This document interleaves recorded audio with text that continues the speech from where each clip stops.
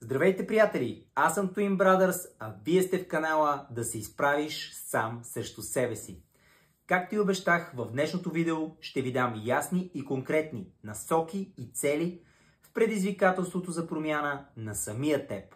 И така, първо и основно за началото на трансформацията, това е вътрешното желание за промяна. След като сте се обърнали към себе си и отговорът и решението, което сте взели е аз искам да се променя, честито! Вие сте на правилния път. Това е първата, най-важната и основополагаща стъпка към желаната промяна.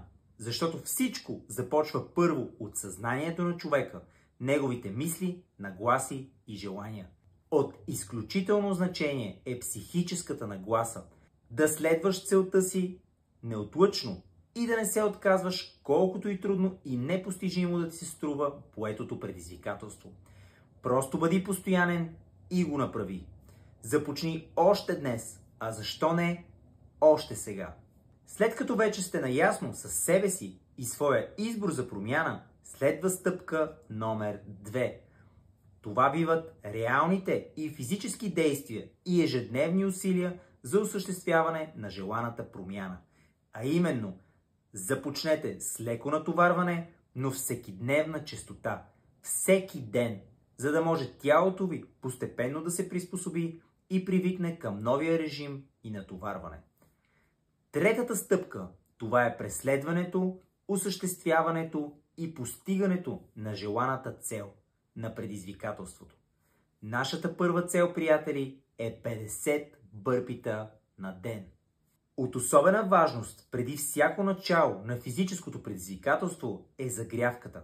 Винаги започваме с загрявка, за да предотвратим травми от самото начало и за да не приключи нашето предизвикателство преди да е започнало.